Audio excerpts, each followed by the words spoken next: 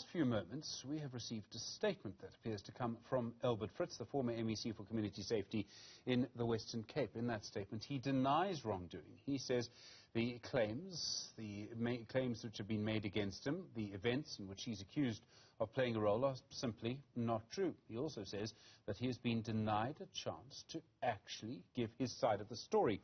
He goes on to say this in his statement: "It is absolutely clear that the last 2 months' ordeal is a consequence of political orchestration in order to assassinate my character and ensure my departure from political and executive office. This repugnant agenda seeks to attain power at all costs without consideration of the effects it has on real people." That's the claim tonight from the former MEC in the Western Cape for Community Safety, Albert Fritz. Well, we speak now to Sifiso Mtsweni from the ANC in the Western Cape. He's the spokesperson there.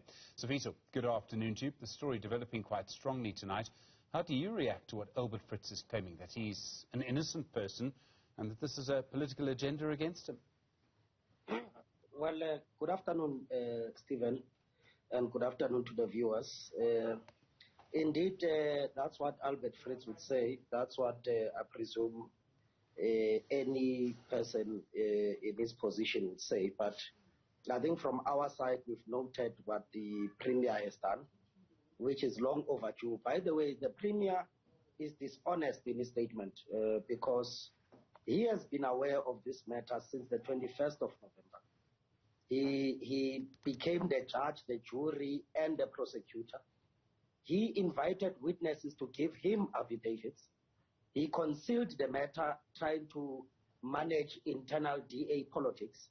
It's only in January where one witness came out to say that they've actually lodged a complaint with the Premier, that the Premier then began to try and run helter and skelter, appointed this investigation as a smokescreen to really try and save himself from embarrassment.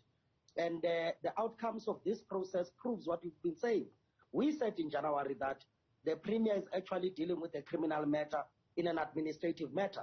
This matter should actually be sitting with law enforcement, but we do welcome the resignation of Albert Fritz, which is long overdue. Well, he was fired as MEC, and I understand has resigned from the Democratic Alliance. That's my understanding of it. Well, yes. Yeah. Look, he was removed as MEC, but he remained a member of the provincial legislature. So that's why we felt. By the way, he was the leader of the DA in the province, sure. And we think that the delay in this thing was to manage internal DA processes. Okay. There's a whole series of complications to all of this. The one is that it's quite difficult for a third party to lay a criminal charge against someone. It can, in some cases, be legal. I'm not sure that it actually is. In a case like this, it may be.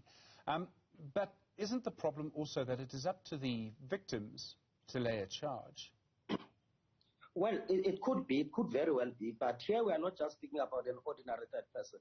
We're speaking about a premier of a province, a man who has sworn to uphold the laws of this country, to uphold the constitution, and always act in the best interest of the society and the law. And when people come to him, I mean, in a society where gender-based violence is so deeply infested to a point that we've now defined it as an emergency, when young women approach the Premier and say we are being given jobs in exchange for sex, some have been violated sexually, it was the responsibility of the Premier to ensure that the law enforcement agencies are actually involved.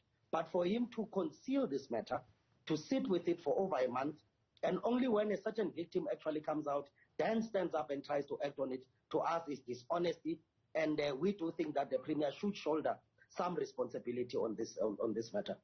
Sifiso, I hear what you say. I don't disagree with anything that you say. But you are speaking for the ANC in the Western Cape, and you are speaking for the ANC in the province where your party backed as mayor of Kanaland a man who'd been found guilty of raping a girl under the age of 16. The ANC never backed anyone in Kanaland. The ANC went into a coalition with an independent organization. That organization forwarded compromised candidates. The moment we recognized that those candidates are compromised, we immediately pulled out of that coalition. So we never backed anyone. ICOSA, the rapist from Kanaland is not our member. He's a member of ICOSA. When he was forwarded, we immediately pulled out of that coalition. And as we see it, as you know, we are not in coalition with ICOSA in Kanaland. Sifiso Mtsweni, thank you very much indeed. Spokesperson for the ANC in the Western Cape. I do appreciate the time.